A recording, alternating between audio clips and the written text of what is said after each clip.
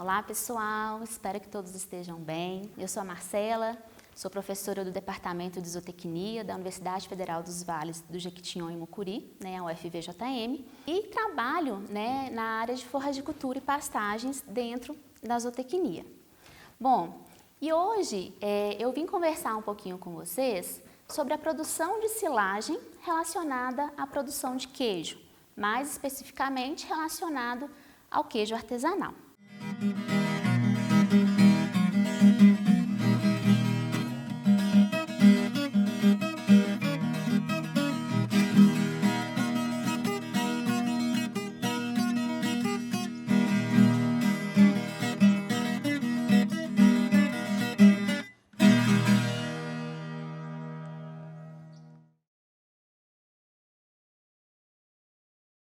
É sabido, que para a gente poder alimentar as vacas, vou me ater mais aqui às vacas, mas isso equivale para todos os ruminantes de forma geral, é necessário a gente ofertar para esses animais uma fonte de volumoso, Essa fonte de volumoso, ela pode ser considerada uma fonte de volumoso seca, que aí entraria os fenos, por exemplo, ou eu posso ofertar também uma fonte de volumoso que a gente chama de úmida.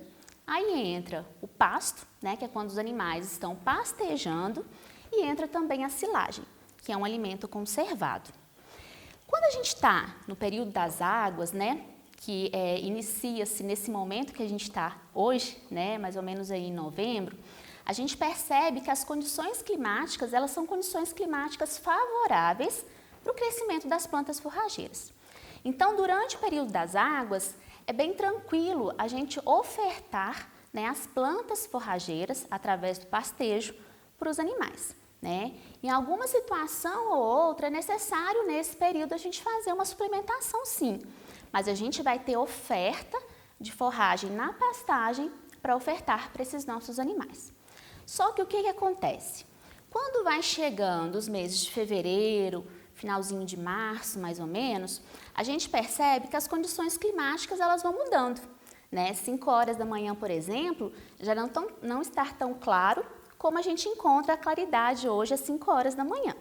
Então, a partir dos meses de março, fevereiro, março mais ou menos, as condições climáticas elas mudam e as plantas forrageiras vão responder em relação a essa mudança das condições climáticas. Ou seja, reduz as condições climáticas em relação à luz, temperatura, água, a questão das chuvas. O pasto ele vai diminuir também sua produção. Ou seja, se eu não tenho mais algo do pasto ou uma quantidade menor do pasto para ofertar para essas minhas vacas, a produção de leite também vai reduzir, não é verdade? Então é o que acontece muito com os produtores, que eles têm uma produção de leite bem elevada durante o período das águas. Quando vai chegando o período de fevereiro, março, o pasto ele diminui e a produção de leite cai. Então a produção de leite ela vai subindo e descendo, subindo e descendo. Isso não é legal para o produtor, porque ele não consegue manter uma estabilidade na sua produção de leite, o que vai interferir na sua lucratividade também. Então o que é o bacana de se fazer? Quando a gente percebe que essa produção de plantas forrageiras ela está reduzindo, eu preciso de complementar essa falta de forragem. Como que eu faço essa complementação dessa falta de forragem? Eu posso fazer ofertando para os animais uma cana picada no coxo, eu posso ofertar uma planta conservada, que entraria um feno ou uma silagem. Aqui especificamente eu vou tratar somente sobre o assunto silagem. Em uma outra oportunidade a gente pode falar dos outros temas também. Essa questão de ofertar essa silagem nesse período onde as condições climáticas não são tão favoráveis, que começa o período seco do ano aí, é necessário que a gente faça um planejamento. Então a época ideal da gente começar a fazer esse planejamento é antes de iniciar esse período chuvoso. É mais ou menos ali nos meses de setembro, outubro, onde a gente vai ver qual que é a nossa organização de alimento para ofertar para esses animais no período seco, onde a produção de forragem é reduzida, justamente para não ter essa oscilação na produção de leite. Então, a gente aproveita esse período das águas, que é um período com condições climáticas super favoráveis, para a produção de forragem ser elevada e a gente conseguir fazer essa produção de silagem, né? Que é o nosso foco aqui da nossa conversa hoje. Bom, e para a gente produzir essa silagem, é necessário a gente criar um ambiente sem oxigênio. Então, eu vou falar um pouquinho mais para frente sobre os processos, mas só para resumir aqui de uma forma clara, para a gente introduzir o assunto, é necessário a gente criar esse ambiente sem oxigênio, né? Um ambiente anaeróbico.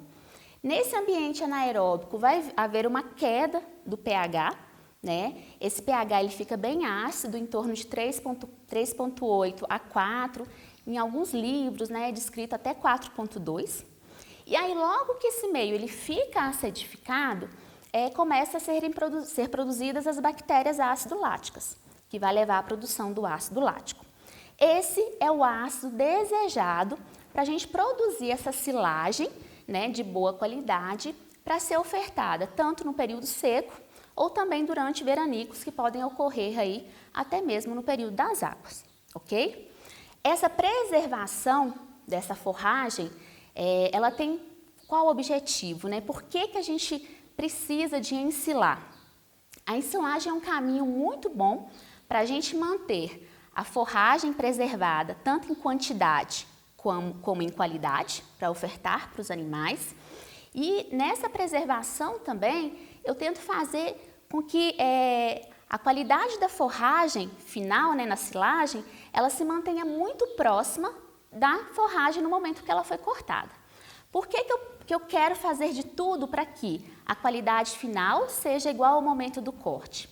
Porque durante a ensilagem, como é um processo, ocorrem perdas no meio do caminho.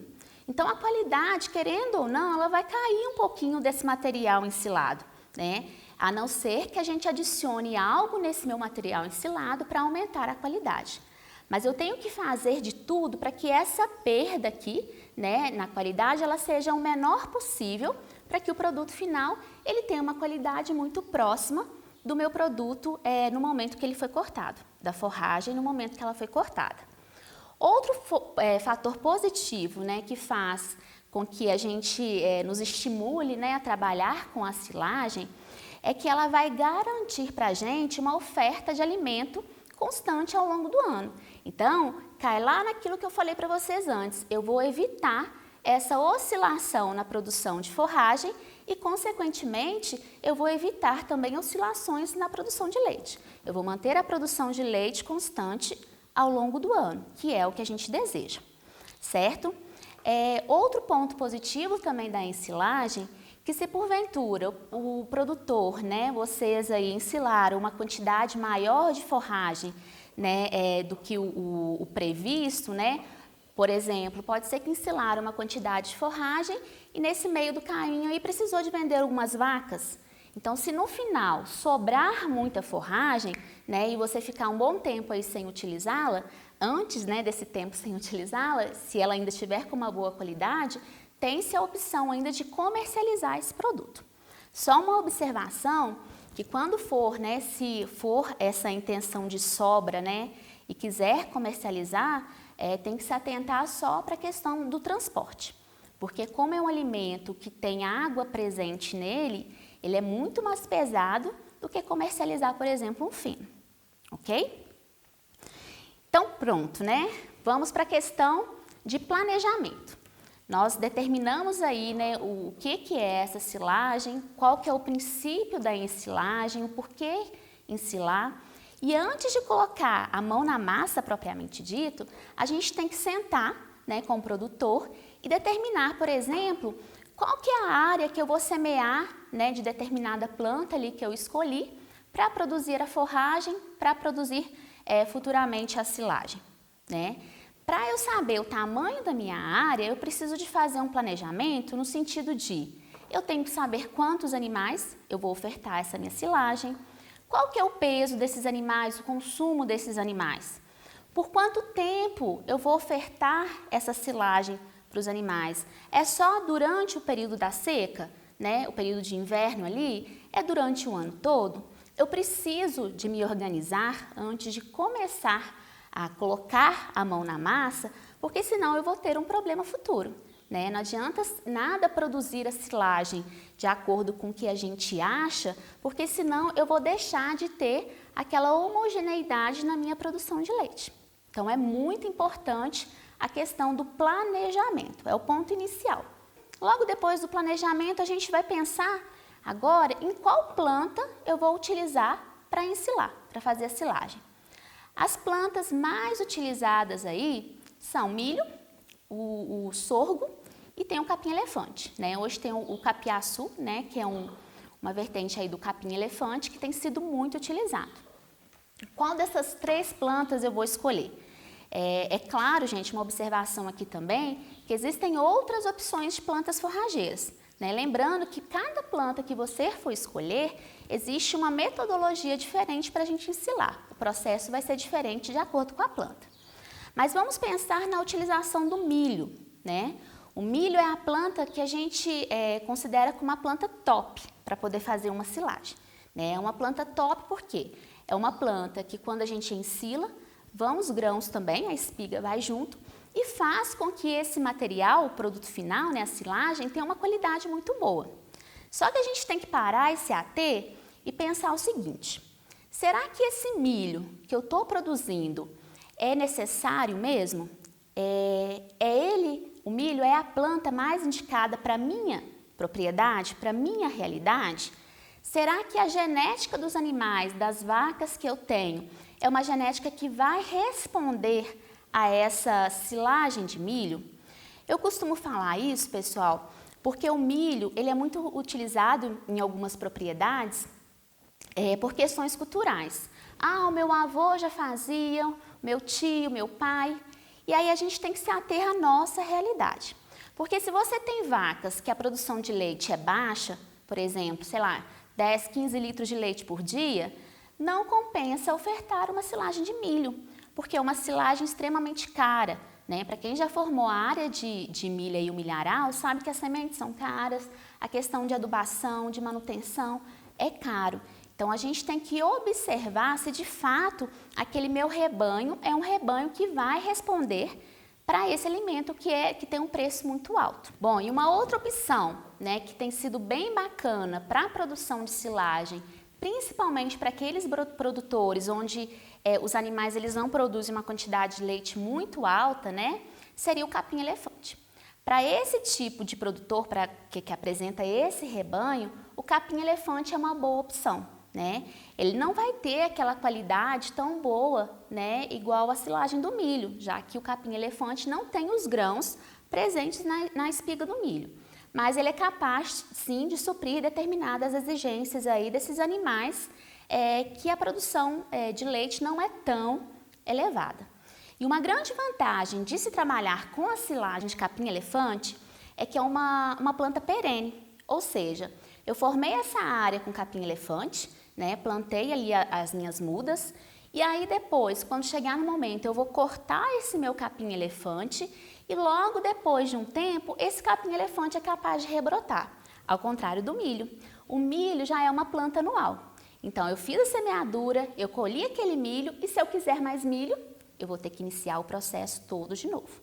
Então, é necessário analisar qual que é a melhor planta para a minha realidade. Não é porque o meu vizinho trabalha com silagem de milho que eu vou ter que trabalhar também, tá? E a gente tentar separar essas questões culturais, né? Eu sei da importância em relação de carregar essa cultura, mas é necessário esse planejamento e essa análise. Bom, depois que a gente definiu qual que é a melhor planta para a gente poder trabalhar, né, com a produção de silagem, existem algumas características que são desejadas que essa planta contém, tá? É uma série de características e eu vou me ater aqui a duas, né, que eu julgo que são as duas mais importantes, tá? A primeira característica é o teor de matéria seca. Quando eu for, né, cortar a minha planta, é importante que essa planta tenha um teor de matéria seca em torno de 30 a 35%. Nada mais, nada menos do que isso. Por quê? Se eu tiver uma planta com menos de 30% de matéria seca, essa planta ela vai ter um teor de umidade muito alto. Então, quando eu fizer, né, a ensilagem, pode ser que venha a haver a produção de efluente. O efluente é aquele chorume, né? As pessoas costumam usar esse nome popular, chorume, que sai do silo, né? E alguns produtores costumam falar, nossa, o meu silo está chorando, né? E se o silo está chorando, né, que é escorrendo essa água, a gente pode sentar e chorar mesmo. Porque o que acontece? Tudo que a gente quer guardar de bom naquela planta ali durante esse processo de conservação está indo embora naquele líquido. Ou seja, isso acontece porque eu cortei a minha planta no momento errado, tá? É necessário esperar um pouquinho mais.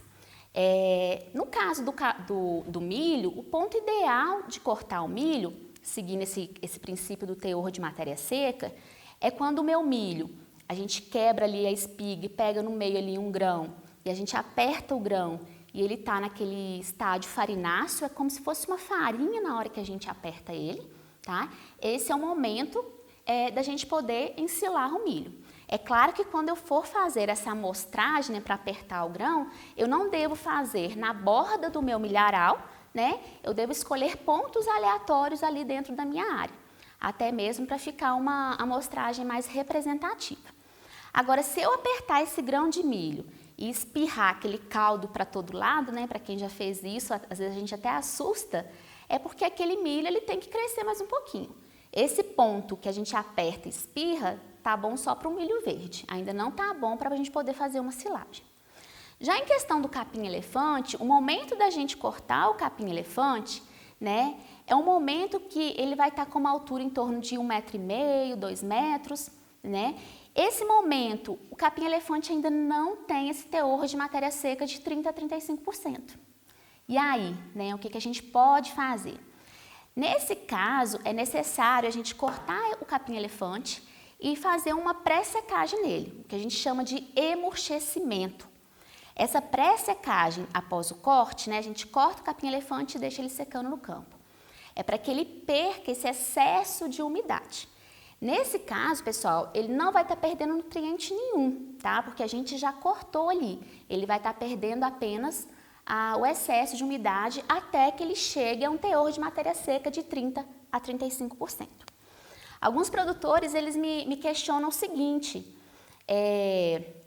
nossa, professora, então eu não vou cortar o capim-elefante não, eu vou deixar ele chegar a 2,5 m, 3 metros, porque aí ele vai ter o teor de matéria seca que eu preciso para ensilar. E aí, isso é verdade? Né?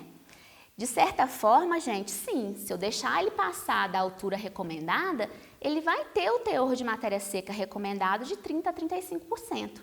Só que para quem conhece aí o capim-elefante, né, que é uma planta bem característica, né, recebe esse nome até por conta do seu porte, é uma planta que cresce muito em altura.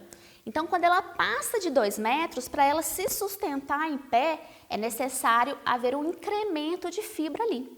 E essa fibra, né, que vai dar resistência à minha planta para ela ficar em pé, ela reduz a qualidade desse meu material, reduz a digestibilidade. Ou seja, os micro-organismos lá no rumen não vai conseguir quebrar com tanta facilidade essa fibra, né, do capim-elefante, quando ele passa do ponto, e esse material, grande parte dele será perdido. Então, é muito importante a gente trabalhar com a altura do capim-elefante recomendada, tá?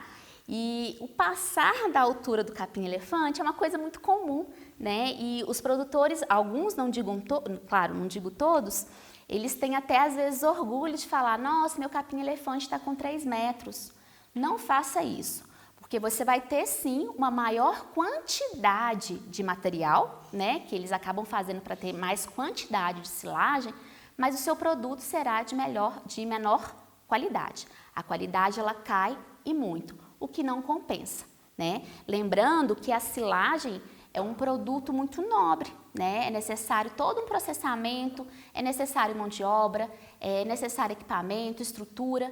Então, quando a gente faz a silagem, gente, a gente não pode dar uma brecha ali para o erro.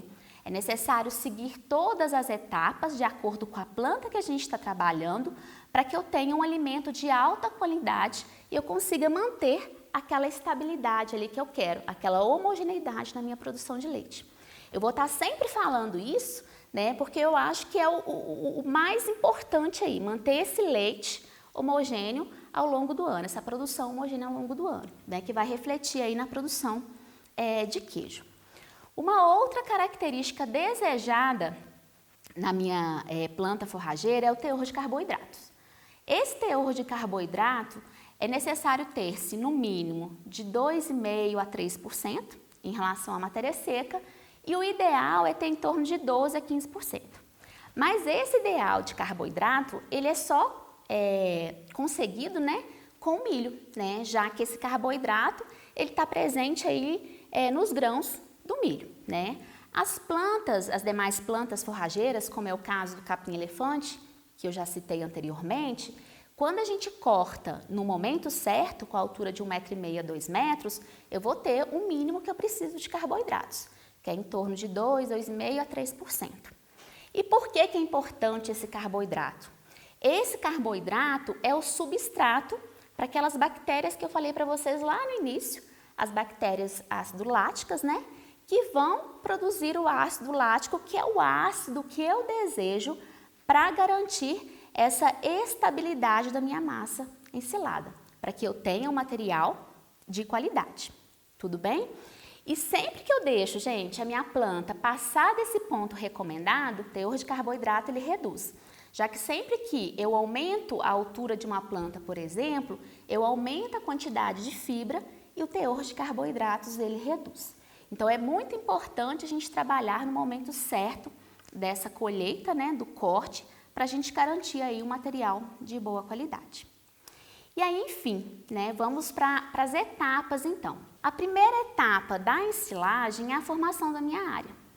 Essa etapa é a etapa assim, base, é o ponto de partida para a nossa produção de volumoso e é o que vai garantir, né, um dos pontos que vai garantir o sucesso aí da nossa produção animal. Isso por quê?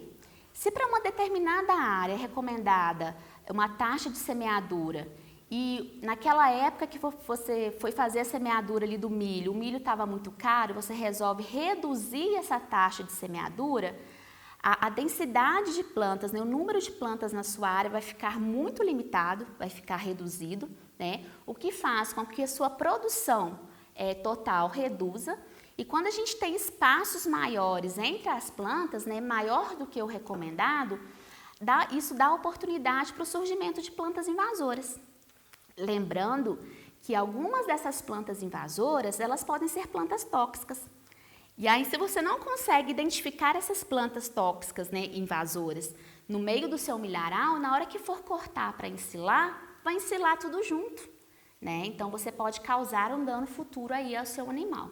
Então, é necessário fazer todos os tratos culturais que é recomendado para aquela cultura, utilizar a taxa de semeadura que é recomendada, adubação de manutenção, né? Enfim, seguindo todos os conceitos agronômicos ali para a gente ter uma produção satisfatória. Logo depois, né, que eu fiz o plantio ou a semeadura, chega o momento da colheita. Como eu já falei para vocês anteriormente, cada planta tem um momento de ser cortada, né? Eu não posso determinar que todas as plantas serão cortadas com 2 metros, não. Cada planta tem a sua peculiaridade, elas são muito diferentes e cada uma vai ter o seu momento de corte. O capim-elefante, quando ele tiver com uma altura aí de 1,5 m a 2 metros, e no caso, dá o exemplo aí do milho, quando o grão estiver no estágio farináceo, tá? Que é quando a gente aperta, ele está parecendo uma farinha. Beleza, determinei o momento de cortar a minha planta, né? E eu vou picar ela agora, né? Normalmente já corta e já pica de uma vez. Quando for picar, é importante que a forrageira que realiza essa picagem, ela esteja muito regulada. Regulada para que o tamanho das partículas tenha em torno de 0,5 a 2 centímetros. Também nada menos, nada mais do que esse tamanho de partícula. Isso porque, gente, há algumas crenças, né, de que quanto menor o tamanho da partícula, melhor. Não.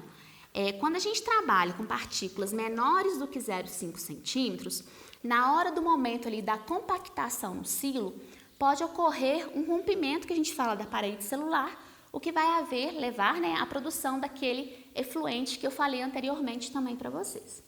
E quando a gente pica esse meu capim com partículas muito grandes, na hora da compactação, quando a partícula uma vai ficando sobre a outra, vai ocorrendo ali, mesmo compactando, né, vai ocorrendo espaços vazios entre essas partículas, que é o que a gente não quer, né? Eu não quero criar um ambiente anaeróbico, né? Então, quando eu deixo muitos espaços vazios entre as minhas partículas, eu vou gastar mais tempo para esse meu meio ficar sem oxigênio, um meio anaeróbico, ok?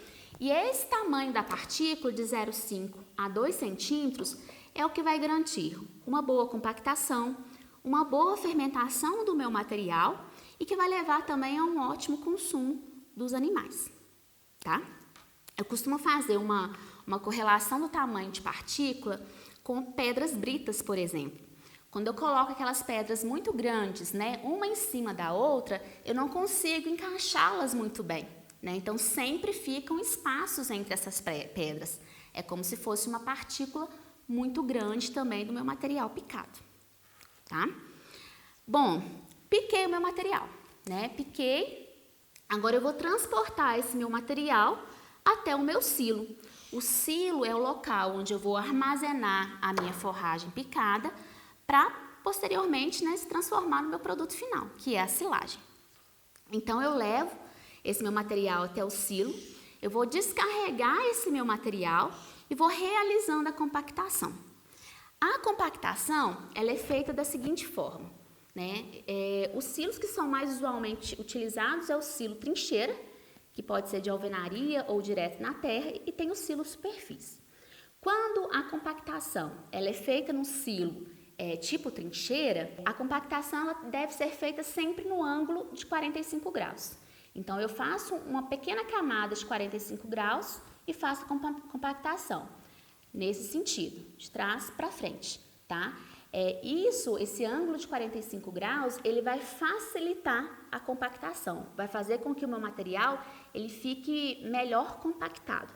Agora, quando é um silo tipo superfície, eu coloco uma camada de forragem picada, compacto. Coloco uma camada de silagem picada, compacto. E assim eu vou fazendo, até a altura desejada.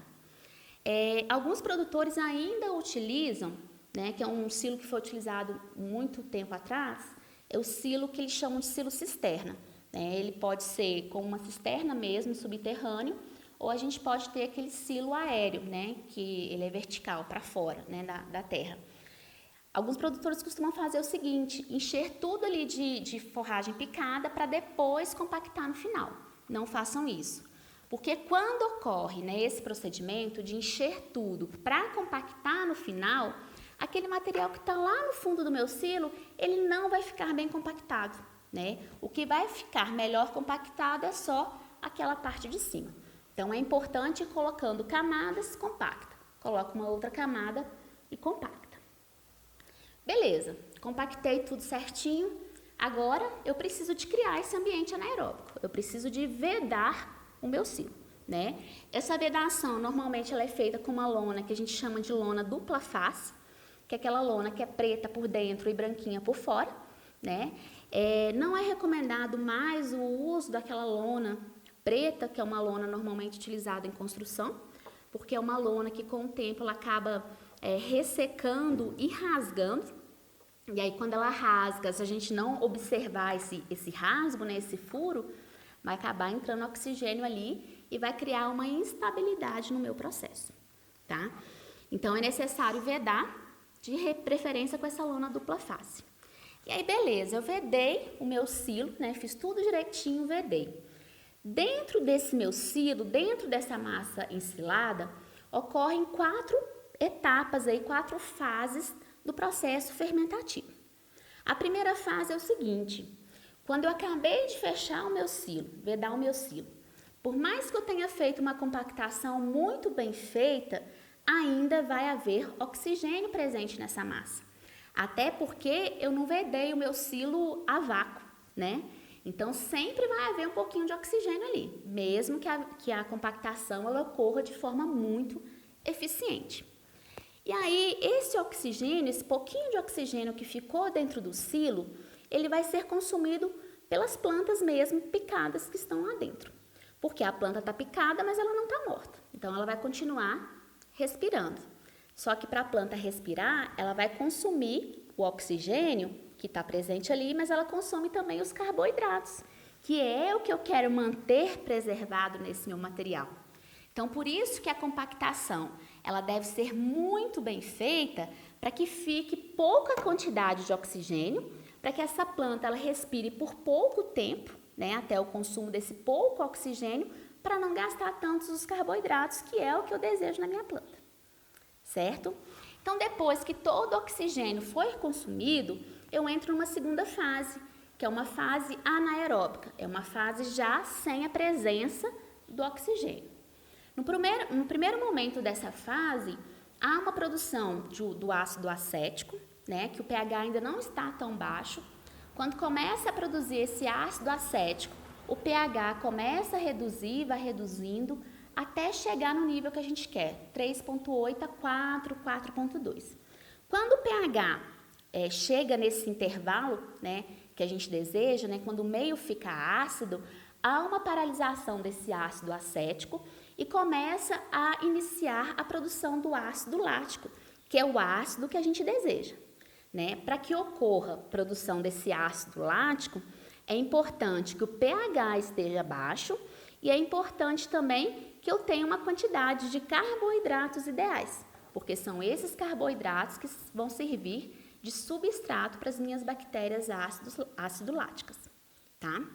Então, logo depois que começou a produção dessas bactérias ácido-láticas, chega no momento que o meu pH continua nesse intervalo de 3,8 a 4, a minha massa ensilada entra numa terceira fase, que é uma fase de estabilidade, onde a atividade dos micro-organismos ali é mínima mesmo, e aí, a partir de um determinado período, eu entro na fase de abertura do meu silo, né?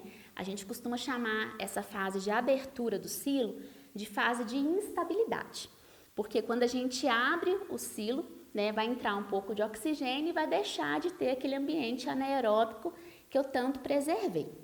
Mas a gente tem que se atentar para o seguinte, a gente fez a silagem, é para ser fornecida para os animais, então uma hora ou outra eu vou ter que abrir esse meu silo. E aí eis a outra pergunta, né, mais uma pergunta. Qual momento é o ideal para eu abrir esse meu silo? Aí a resposta, né, depende. Eu costumo falar que como a gente não trabalha com uma ciência exata, né, muitas das respostas aqui depende. Depende por quê? Se porventura você realizou o processo todo certinho, né, e não utilizou nenhum aditivo, nada ali foi adicionado na sua ensilagem, é necessário esperar de 30 a 45 dias. Eu prefiro recomendar que o produtor espere um período de 45 dias, porque é mais confiável, né, que todo esse processo aí de queda do pH, de produção de ácido lático, ele tenha acontecido. Agora, se porventura você adicionou um aditivo ali, que é um redutor do pH, né, ou que acrescentou ali uma quantidade de bactérias ácido-láticas, você pode abrir esse seu material num período muito curto, tá? Aí depende de cada objetivo seu. Normalmente a gente faz a silagem no período das águas para ofertar no período seco, normalmente. Então esse período de 45 dias é um período curto, né, se a gente for parar para analisar. Mas isso vai de acordo com o seu planejamento, tá? Bom, primeiro ponto, eu abri o meu silo, tirei o material, é necessário fechar de novo. Normalmente essa oferta de silagem ela ocorre 2 vezes ao dia, né, de manhã e à tarde. Então se eu abrir de manhã, retiro o material, fecho de novo. À tarde eu abro o meu silo, tiro o material e fecho de novo. Nada de pensar, né, no final do dia, né, não vou fechar não, amanhã de manhã eu já estou aqui cedinho, vou deixar aberto mesmo para adiantar o serviço de amanhã. Não façam isso, né, porque quando você deixa o seu silo aberto, o oxigênio vai entrando até as camadas mais interiores ali da sua massa ensilada. Então, você vai começar a perder a qualidade daquele material. Fez tudo direitinho para no final fazer errado? Não, tá? E um outro ponto também, na hora de retirar essa silagem. Quando é um silo trincheira ou um silo superfície, a silagem ela deve ser retirada como se fosse uma fatia de bolo. A gente deve cortar na vertical para reduzir a área exposta ali do meu silo quando aberto. Nunca cortar como se fosse em degrau, né? Pensa aí algumas pessoas que cortam a melancia, né, tirando aquela parte mais docinha de cima, vai fazendo como se fossem vários degraus. O meu silo ele não pode ser cortado dessa forma, porque quando eu corto em degrau, eu estou aumentando a área de contato com o oxigênio e isso não é legal. Então, eu tenho que cortar, lembrando da fatia de bolo, tá? Retinho. Beleza, cortei o meu material, ofereci para os animais. Lembrando que se você determinou que tem que ofertar 10 quilos de silagem por dia para determinada vaca, não é interessante você colocar de manhã uns 10 quilos de silagem ali no coxo. Eu sei que o gasto de mão de obra vai ser muito maior quando a gente divide esses 10 quilos em 2 vezes ao longo do dia. Mas quando você divide em 2 vezes ao longo do dia, você impede uma fermentação daquele material que ficou o dia todo no seu coxo. Então, se você coloca tudo de uma vez, quando o animal for lá no final do dia para consumir, ele vai dar uma rejeitada, porque começa a ficar com um cheiro desagradável. E aí, seguindo esse caminho, a gente entra na questão da qualidade da sua silagem, né? Como que eu sei, né, que a minha silagem ela ficou de boa qualidade? Eu fiz tudo direitinho, né? Fiz tudo certinho, como recomendado. E agora, né?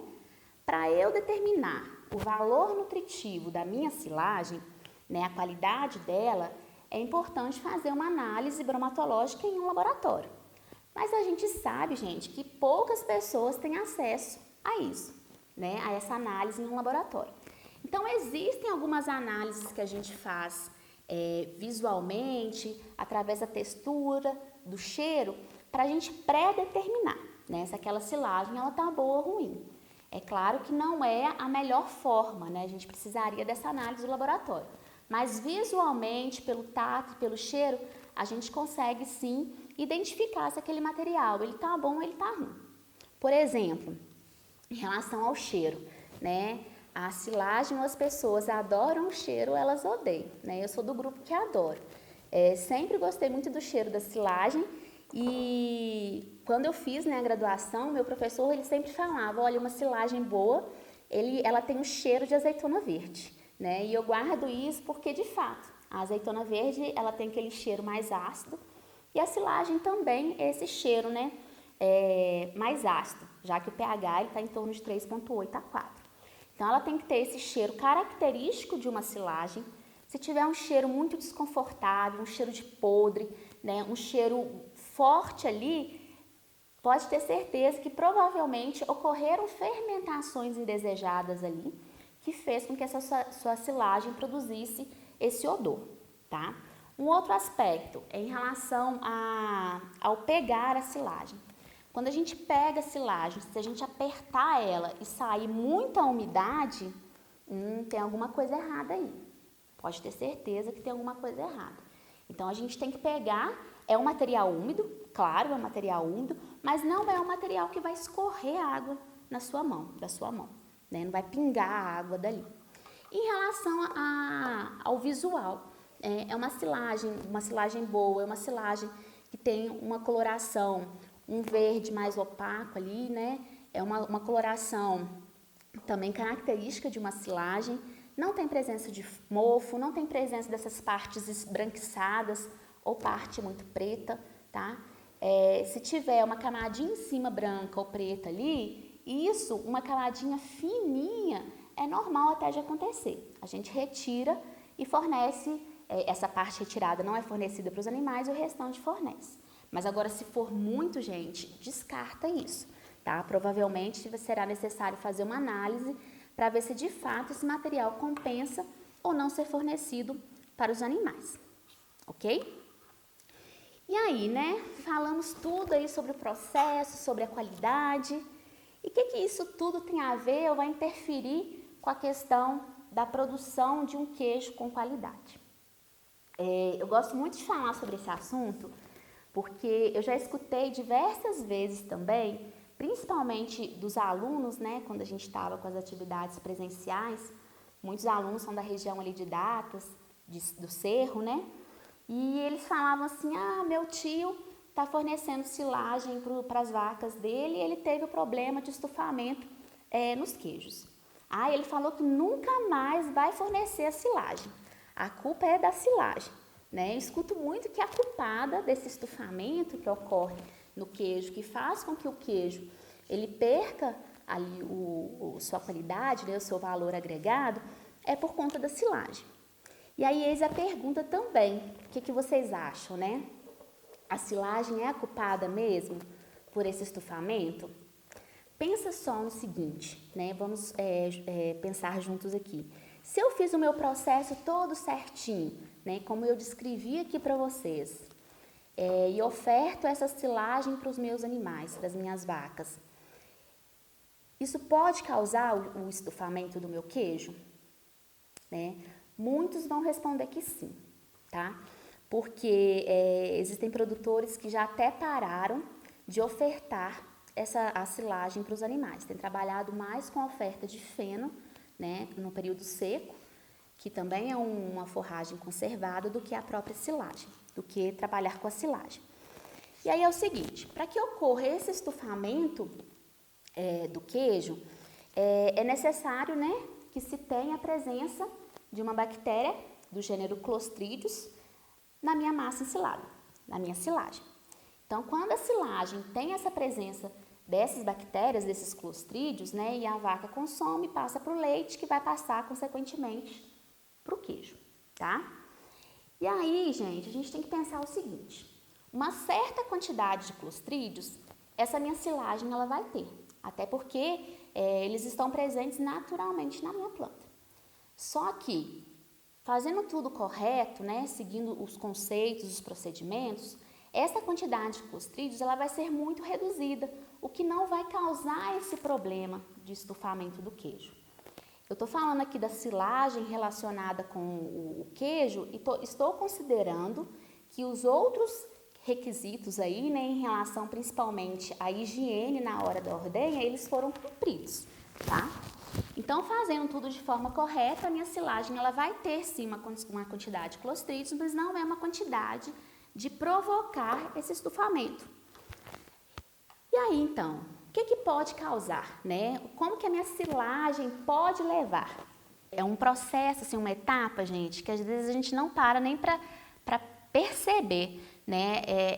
Durante ali a produção de silagem é tudo tão rápido e sem querer, às vezes a gente faz as coisas meio mecanicamente que não se atenta para algumas questões pontuais.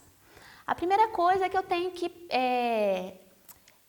cumprir, né, aquelas características desejáveis para a minha planta. Então, se eu quero um teor de matéria seca de 30% a 35%, eu tenho que ter. Se eu preciso de uma quantidade de carboidratos mínimas, eu tenho que ter. Todos esses fatores desejáveis na minha planta vai reduzir a proliferação desses meus clostrídeos.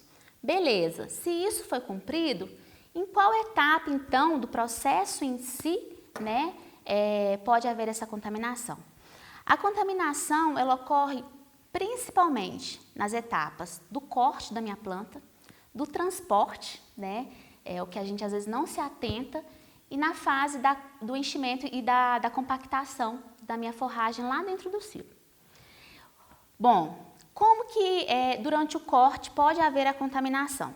Se a minha máquina ela não está regulada de forma bacana, de forma ideal, né, o corte ele pode acontecer muito rente ao solo e eu vou pegar terra junto. Nessa terra pode ter resto de esterco, resto de fezes e esse material pode ter os clostrídeos. Então, vai a planta lá com uma quantidade maior de clostrídeos.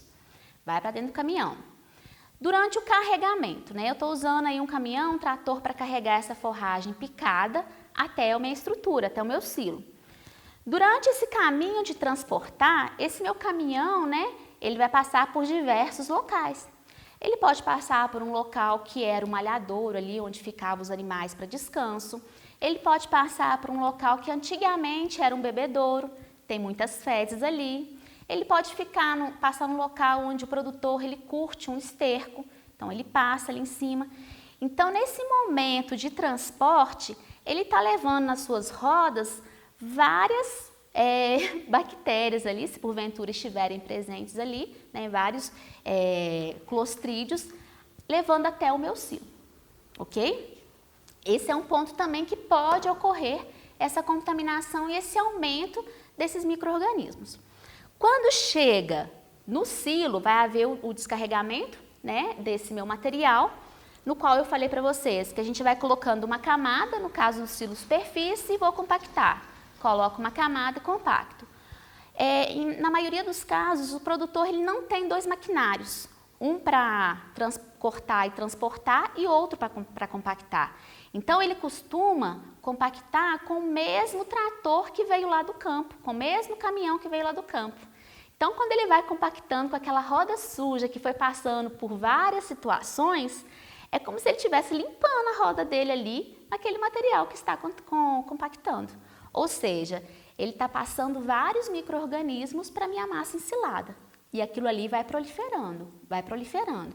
Imagina só se a cada descarregamento, o trator, o caminhão, né, passar por todos esses lugares e levarem para o meu silo, no final eu vou ter uma silagem sim, com uma quantidade de clostrídeos elevadas, que vai levar, né, o animal a consumir, porque isso será ofertado para ele, e esse material esses clostrídeos vai para o leite, que vai para o queijo.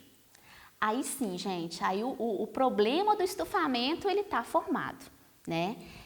Isso é uma situação típica de ocorrer. Uma outra questão é que eu já vi, em um dia de campo, um produtor que ele fez um silo numa área que antes era um bebedouro. Então, aquela área ali, naturalmente, já tinha várias fezes, né? Já tinha micro-organismos ali. E se eles estiverem contaminados tiverem presença, né, dos clostrídeos, com certeza a minha silagem também vai ter, tá? Ainda mais quando é um silo superfície, né, que a gente faz ali direto em contato com a terra, caso não seja colocado uma palhada, né, ou uma lona, aí sim essa contaminação ela acontece. E aí, pessoal, o que eu posso fazer para não deixar de utilizar a silagem, né, durante esses períodos de veranico, durante o período seco, e continuar ofertando ela sem ter esse problema do estufamento do queijo? A primeira coisa é atentar, né, a todas as etapas da minha ensilagem, seguindo aqueles pontos que são desejados, né, que se tenha na minha planta forrageira. Eu segui tudo isso, o que eu posso fazer mais? Na hora do corte da minha planta, eu regulo o meu maquinário, para que ele não corte tão rente ao solo, de forma a levar a terra junto, ok? É um ponto. O outro ponto, eu vou fazer o transporte da mesma forma que eu faço normalmente, né? Até porque não tem como eu transportar ali sem passar, talvez, nessa minha área, né? Não tem como eu levar esse meu material picado ali por avião e jogar no meu silo, isso é impossível. Então, eu posso fazer o transporte sim. Na hora de chegar no local para fazer descarregar esse meu caminhão, é importante colocar uma lona na entrada do meu silo. O caminhão vai pisar é ótimo, né? Vai passar em cima dessa lona, né? E vai descarregar. Ele não vai ter contato, a roda dele, com o piso do silo propriamente dito. Quando for enchendo o silo, eu vou arrastando aqui para trás a minha lona. E na hora de fazer a minha compactação, aí está o problema, né? Que talvez isso seja um empecilho maior para vocês. Mas é para tentar dar um jeitinho aí, né, de utilizar um outro implemento para fazer a compactação, que não o mesmo caminhão que transportou esse material do campo até o seu silo, tá? Essa compactação deve ser feita por um caminhão, um trator, né, que tenha sido higienizado, as rodas higienizadas, justamente para que não tenha esse contato, né, não leve sujeira, né, para dentro do meu produto ali que será convertido em silagem, né? Essa sujeira, gente, é fezes, a terra, o próprio esterco. E aí existem situações que o produtor ele não fez uma silagem nem no silo trincheira, nem no silo superfície. Ele faz silagem naquelas manilhas, né, de esgoto, aquelas manilhas grandes de concreto. E mesmo assim, ele ofertando essa silagem, o leite dele estava contaminado de certa forma e porque o queijo ele apresentou esse problema aí de estufamento. O que pode ter acontecido? Porque na hora de fazer a compactação dentro dessas manilhas, ele não compactou com um trator sujo, né? Aí também a gente cai quase que no mesmo quesito aí. Nessa situação de fazer uma silagem numa manilha, o produtor normalmente ele vai pisando, né, para compactar. No que ele pisa, se sua bota estiver suja, se ele saiu do curral, né, principalmente numa época de chuva, né, que mistura tudo ali, as fezes com terra, e foi para compactar esse silo dentro dessa manilha, ele está levando também clostrídeos, né, fezes, terra, esterco, para dentro do seu silo ali de manilha. Então, ocorre a contaminação da mesma forma. Aí, de novo, né, pessoal, eu faço aquela pergunta que eu fiz anteriormente. Em relação ao estufamento do queijo, né, seguindo, né, pensando aí que a questão da ordenha está 100% sanada aí. A silagem é a culpada por levar a esse queijo, né, ter esse estufamento? Depois dessa nossa conversa, o que vocês acham? Né, vocês ainda continuariam com essa pulguinha atrás da orelha que a silagem é culpada? Aí eu digo para vocês, né, a silagem não é culpada. Eu não estou defendendo aqui por ser uma área de trabalho minha, mas pensem comigo diante de tudo isso que a gente conversou aqui. Se eu sigo os processos todos certinhos, né, se eu uso o maquinário adequado ali para poder fazer essa compactação, ou utilizo outros meios para compactar, que não mesmo o caminhão que fez o transporte desse meu material, se eu corto a minha planta no momento certo, se eu sigo todos os protocolos, de certa forma vocês podem oferecer tranquilamente essa silagem para suas vacas, né, para os seus animais.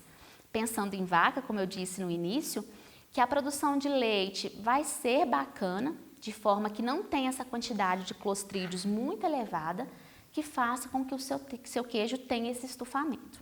Mais uma vez, fiquem tranquilos em relação a essa oferta. A silagem é um alimento, um volumoso nobre, é um volumoso aí conservado, né, de alta qualidade, quando feito de forma adequada, e é um dos alimentos que vai garantir para vocês o que eu falei demais aqui, né, é aquela estabilidade na produção de leite, além do que vai levar uma produção de leite com qualidade, tá? Então, assim, era esse recado que eu gostaria de deixar para vocês. Pensem sobre essa questão, né? Se a silagem é mesmo a culpada diante dessa conversa, né? Lembrando que a culpa não é da silagem, sim do processo aí que não foi feito de forma correta. E eu fico à disposição para qualquer dúvida que venham ter posteriormente. Eu deixo meus contatos aqui para vocês. E é isso. Até mais. Tchau, tchau.